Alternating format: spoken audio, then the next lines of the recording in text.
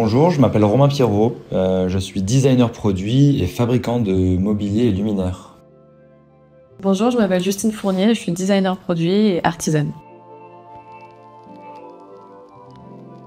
Pour nous, c'est très important en fait de pouvoir concevoir un objet et de suivre son processus de mise en œuvre et de fabrication. Quand on a commencé à dessiner des projets ensemble au départ et qu'on a commencé surtout à les fabriquer, c'est là qu'il y a un schéma nouveau qui s'est imposé parce que si on voulait faire ça, il fallait qu'on puisse le faire seul. Et tout ce processus-là d'être designer artisan, c'est un peu complexe et c'est un métier qui est en train de devenir émergent et en même temps qu'il n'y a pas vraiment de case dans laquelle se ranger.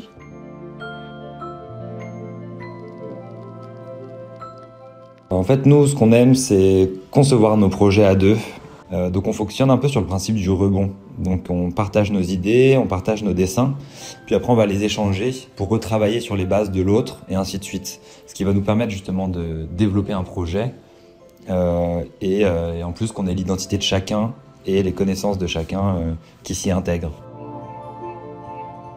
Une fois qu'on a donc cet objet, ce projet qui est imaginé, dessiné et puis réalisé en 3D, après on passe à la phase de conception, la phase de prototypage. Puis après on va commencer à penser à comment optimiser en fait la fabrication pour qu'on puisse ensuite le développer, soit sous forme de petites séries, de séries, ou même ça peut être un projet sur mesure. Ma scolarité, elle m'a permis vraiment d'apprendre à connaître mes envies, à définir ma personnalité aussi. Parce que certes, on est dans un même moule, on va dire, mais le but, c'est aussi de se comprendre et comprendre qui on est.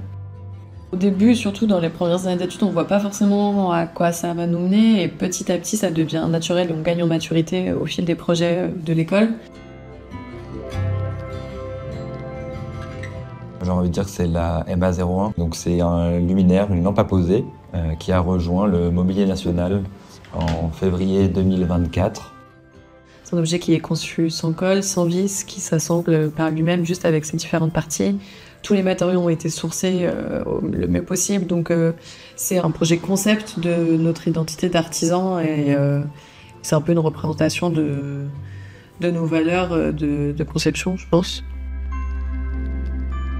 Donc, en fait, ce projet, ça a été un partenariat avec une entreprise, Malakio, qui fabrique un matériau à base de coquilles. Donc, ça peut être de l'huître, de la moule, de la Saint-Jacques. Et donc, on a voulu en fait collaborer et rassembler nos univers et nos savoir-faire respectifs. Alors aujourd'hui, notre studio et atelier est basé en Bretagne, dans le Morbihan. À Baden en l'occurrence, dans un tiers-lieu qui rassemble un groupe d'artisans et de professions créatives. Tous les midis, on se retrouve tous ensemble pour manger ensemble et partager nos idées, échanger, se poser des questions et même parfois ça peut amener à des collaborations.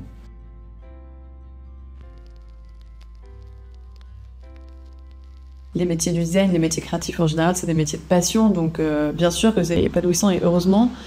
Après, c'est très challengeant, surtout quand on a son propre studio.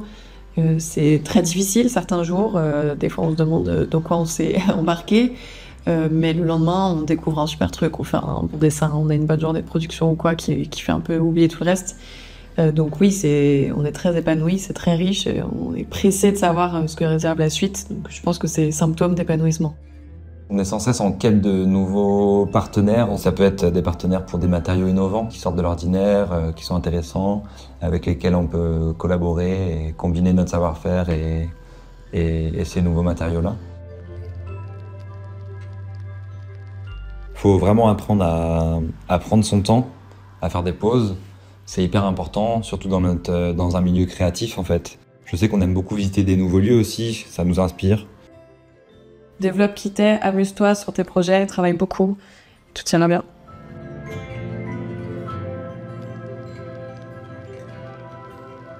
On a 1001 métiers en un, donc on fait jamais la même chose et ça c'est vraiment très satisfaisant aussi au quotidien.